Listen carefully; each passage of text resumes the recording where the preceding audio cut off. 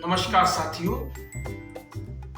आज की चर्चा बहुत महत्वपूर्ण बिंदु पर है कि हम अपने मन को नियंत्रित कैसे करें, मन को अपने काबू में कैसे करें। कई लोग इस तरह के सवाल पूछते हैं कि मन हमारे काबू में नहीं आ रहा है, मन को कैसे नियंत्रित करें। तो सबसे पहले मैं बता दूं, मन को नियंत्रित करना कठिन है, काफी कठिन है, लेकिन असंभव नहीं है।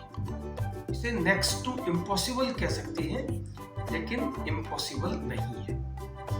इसके कई तरीके हैं, हमारे शास्त्रों में, हमारी परंपरा में इसके कई तरीके बताए गए। इसलिए हमारे पूर्वजों को इस तरह की समस्या नहीं होती थी, क्योंकि वो उन चीजों को पढ़ते थे, देखते थे और विश्वास करते थे। उससे भी महत्वपूर्ण, आज हम उन चीजों से दूर हट रहे हैं, इसलिए हमको समस्याएं आ रही हैं। तो ज्यादा टाइम ना लेते हुए सीधा टॉपिक पर आते हैं कि मन को नियंत्रित कैसे करें। अब जब मन की बात आती है तो आपके कई चीजें हमें लगती है कि मन को नियंत्रित, मन को कैसे पकड़े, क्योंकि मन तो सूक्ष्म है, मन तो कहीं दिखाई तो नहीं देता। जैसे मैं पूछूं आपसे कि आपका मन कहाँ है, आप कह दो यहाँ पर है, मैं कहूँगा नहीं, ये तो ब्रेन है, मन नहीं। मन तो सूक्ष्म ऊर्जा है, एनर्जी है, जो पूरे शरीर में व्याप्त है और पूरे शरीर को कंट्रोल में रखती है। एक तरह से कह सकते हैं शरीर का राजा है, बॉस है। लेकिन इसको समझना पहले बहुत इंपॉर्टेंट है, बहुत महत्वपूर्ण है कि हम इसको समझें। इसका स्वभाव बहुत चंचल है। जैसा भगवत गीता भगवान श्री कृष्ण ने भी कहा है कि इसका स्वभाव बहुत चंचल है। कैसा है? घोड़े की तरह, चंचल घोड़े की तरह। जैसे चंचल घोड़ा होता है तो सवार अगर जानकार ज्यादा नहीं है तो उस पर सवारी नहीं कर सकता है, वो उसको पटक देगा। लेकिन अगर उसको जानकारी है, लगातार निरंतर कोशिश करेगा, पहले वो पटकेगा, फिर उठेगा, फिर कंट्रोल करेगा और एक स्थिति में घोड़े को कंट्रोल कर लेगा। और एक बार अगर घोड़े को कंट्रोल कर लिया, नियंत्रित कर लिया, तो वो घोड़ा उसको बहुत बेहतरीन सवारी कराएगा। ठीक उसी का तरह से हमारा मन है। मन जितना कठिन है, जितना मुश्किल है, लेकिन अगर एक बार इसको जैसे भी आप लाइन पे ले आए तो ये बड़ा आनंद भी देता है। भगवान श्री कृष्ण ने इसको कंट्रोल करने के जो तरीके जो अर्जुन को बताया है भगवत गीता में, तो उन्होंने कहा है कि असंशयम महाबाहो मन मनो दुर्निग्रहम चलम अभ्यासे तु कौन्तेय वैराग्येण च गृह्यते। यानी कि हे कुंती पुत्र अर्जुन, इसको कंट्रोल करने के लिए दो रास्ते हैं और वो दोनों ही अपनाने पड़ते। ऐसा नहीं कि एक अपनाई। कौन से हैं? अभ्यास और वैराग्य। ठीक इसी प्रकार से महर्षि पतंजलि ने चित्त की वृत्तियां के बाद जो बात की है, कैसे कंट्रोल करना है, अभ्यास वैराग्याभ्याम तन्निर्मुक्ता। तो वहां भी उन्होंने ये बात कही कि अभ्यास से और वैराग्य से हम इसको नियंत्रित कर सकते हैं। जैसे अभी जो घोड़े की बात चल रही थी, तो अगर वो निरंतर अभ्यास करेगा, क्योंकि अभ्यास का मतलब वैसे पतंजलि ने समझाया है, सतु दीर्घ काल निरंतर सत्कारा सेवितो दृढ़ भूमि।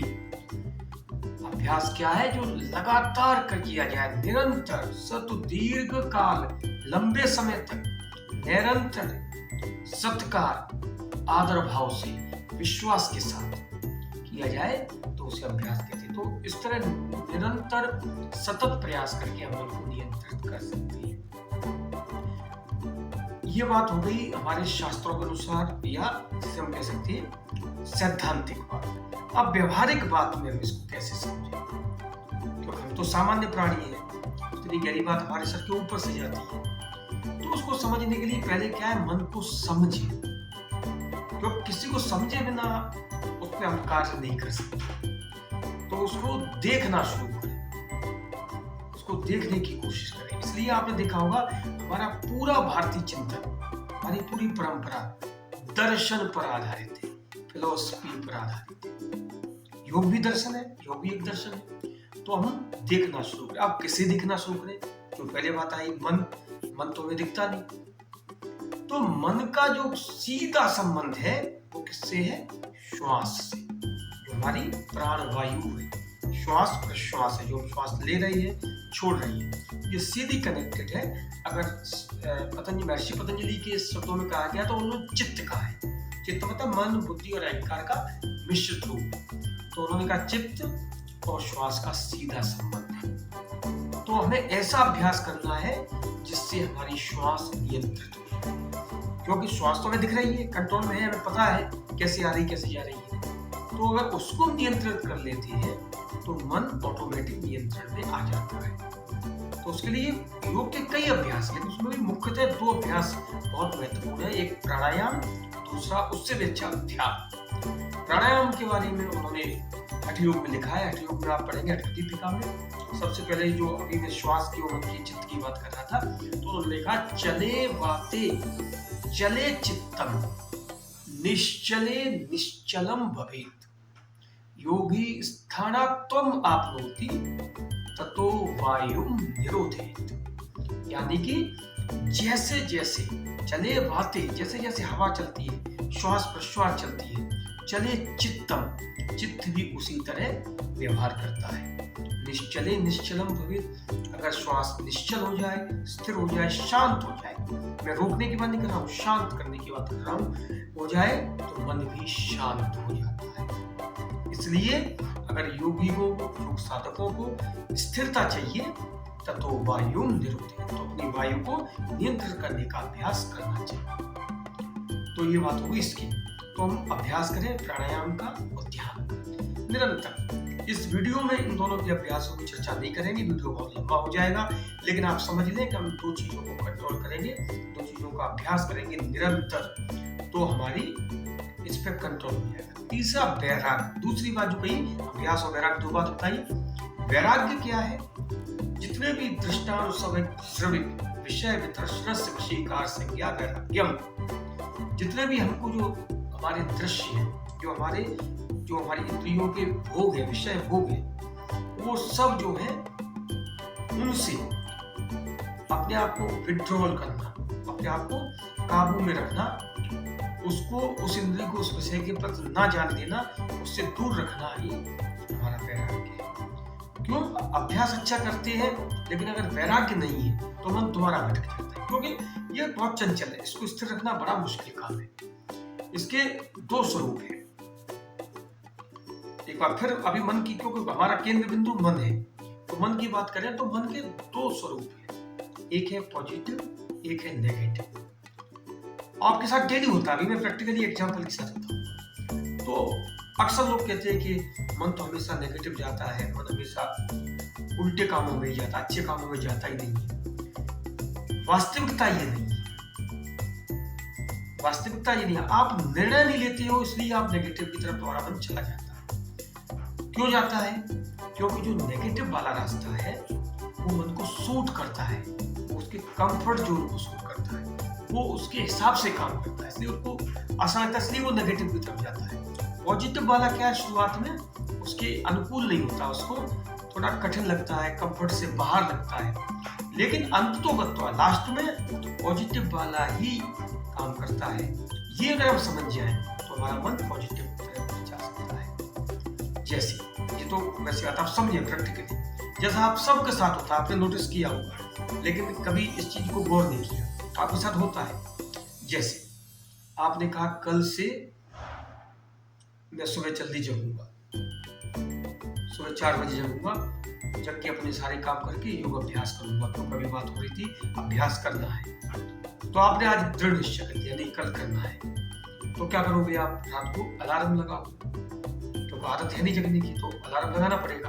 आपने अलार्म लगाया सुबह 4 बजे का, रात सो गए अच्छी तरह से, सुबह 4 बजे अलार्म बजा, जैसे ही बजा तो मन के दोनों रूपों ने काम करना शुरू कर दिया। जैसे आंख खुली, दोनों ने अपना कार्य प्रारंभ कर दिया, नेगेटिव ने भी पॉजिटिव वाले ने कहा नहीं भाई जागना है, टाइम हो गया, लेकिन नेगेटिव वाला वही आपके कंफर्ट जोन की तरफ ले जाएगा, तो आप उसकी बात मान लो। वो कहेगा नहीं अभी 4 बजे 10 मिनट और सो लेते हैं, क्या दिक्कत है, 10 मिनट में क्या फर्क पड़ता है, 4 की जगह 4:15 पे भी जगोगे तो क्या फर्क पड़ता है।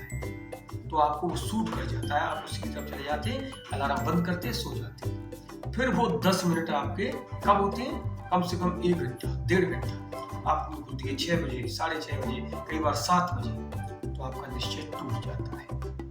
तो अब काम दोनों कर रहे हैं। जैसे ही आप देखोगे 7 बजे नींद खुलेगी, उस समय आपका पॉजिटिव मन काम करेगा। नेगेटिव का काम तो हो चुका, पॉजिटिव वाला आपको तुरंत वहीं से ताने मारना शुरू कर देगा, आपको बेइज्जत करना शुरू कर देगा। वो कहेगा देखो मैं कह रहा था आपसे इसकी बात मत मानो, आज आपने पूरा दिन कमा दिया। और आपको होता भी, आपने नोटिस किया हो कि आपको वो गिल्टी फील करा देगा, अपराध बोध करा देगा, आपको पूरा दिन अजीब सा लगेगा, अरे आज बहुत दिन गंवा दिया, बहुत नुकसान कर दिया।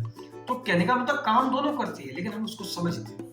कंफर्ट से अगर हम बाहर जाके सोचेंगे, इसलिए कहा गया है वैराग्य, अभ्यास के साथ साथ वैराग्य। कंफर्ट जोन की तरफ ना जाके जो रास्ता सही है, रास्ता में सही है, उसकी तरफ जाएंगे तो अच्छा होगा। ऐसा हर जगह होता है, एक जगने की बात नहीं है। जैसे अभी कई जो लोग रिश्वत लेते हैं, गलत काम करते हैं, तो उनके साथ भी ये होता है, दोनों काम करते एक साथ। एक कहता है कि नहीं हमें रिश्वत नहीं लेनी चाहिए, हमारे पूर्वजों ने बताया, हमारे शास्त्रों ने कहा है कि हमें ईमानदारी से काम करना चाहिए, गलत काम नहीं करना चाहिए। तो गलत काम करने से वो रोकता है, ऑन द स्पॉट रोकता है। लेकिन वो नेगेटिव वाला फिर वो अपना रोल दिखा देता है, वो कहता है नहीं क्या फर्क पड़ता है, दुनिया ऐसा कर रही है। तो वो एग्जाम्पल देता है, देखो वो भी करते हैं, देखो ये भी करते हैं, उनका क्या बिगड़ा, तुम फालतू में। तो आप उसकी बात मानते हैं। लेकिन जब आप कभी फंसते हो तो आपको फिर वो याद आता है पॉजिटिव, फिर वो आपको बेइज्जत करता है, ताली मारता है कि देखो मैं पहले ही कह रहा था। तो कहने का मतलब दोनों एक साथ कार्य करते हैं और दोनों बराबर ताकतवर है। ये भी नहीं आप कह सकते ये लोग कहते हैं नेगेटिविटी बहुत मजबूत होती है, हावी होती है, पॉजिटिविटी कमजोर होती है, ऐसा बिल्कुल नहीं। दोनों बराबर ताकतवर है, एक भी कम ना एक भी ज्यादा। लेकिन एक ज्यादा क्यों हो जाता है कि आपका निर्णय उसके साथ चला जाता है, आप उसके साथ प्लस हो जाते हैं, इसलिए वो ताकतवर हो जाता है। अगर आप इसके साथ पॉजिटिव प्लस में चले जाएंगे तो ये पॉजिटिव, जैसे हमारा जो भारत भूमि तो संतों की भूमि है, पवित्र भूमि, यहाँ एक से एक महापुरुष हो गए। तो उन्होंने क्या किया, उनका मन भी तो हमारी तरह ही काम करता था, लेकिन उन्होंने अपने पॉजिटिव वाली जो मन को ज्यादा ताकत दी, उसको ज्यादा, या ये कहें पॉजिटिव वाले घोड़े को ज्यादा खुराक दी, तो वो पॉजिटिविटी की तरफ ले गया। तो हमें मन को समझना है और अभ्यास और वैराग्य दोनों का अभ्यास निरंतर लंबे समय तक करना है। अगर हम ऐसा कर लेते हैं, कर पाते हैं, तो आप देखेंगे आपका मन ऑटोमेटिक आपके नियंत्रण में आना शुरू हो जाएगा। और एक बार मन नियंत्रण में आ गया, फिर आपको ऐसे ऐसे अनुभव होंगे जिसको मैं वीडियो में नहीं कह सकता, आप भी अपने मुंह से कह नहीं सकते, आपके अंदर उसकी फीलिंग होगी। ये इतना ताकतवर है, मनुष्य का जो मन है इतना ताकतवर है, ये कुछ भी कर सकता है, ये आपको चाहे कैसा भी बना सकता है। तो खासकर जो विद्यार्थी है उनको इस पर विशेष तौर पर काम करना चाहिए। जो भी आप अपना काम करते हैं सभी को करना चाहिए। तो ये आपको बड़े ही उत्तम मार्ग पर ले जाता है। जैसे घोड़े की बात हुई थी, घोड़ा चंचल वही होता है जो ज्यादा अच्छा घोड़ा होता है, वही ज्यादा चंचल होता है। अगर आप उसको काबू में कर लेते हैं तो फिर वो हवा से बात करता है, फिर आपको ऐसी सैर कराएगा, ऐसी सैर कराएगा, आप कहोगे वाह आज तो बहुत अच्छा हो। तो इसी तरह मन को समझे, मन को देखें और प्राणायाम और ध्यान का अभ्यास अवश्य करें।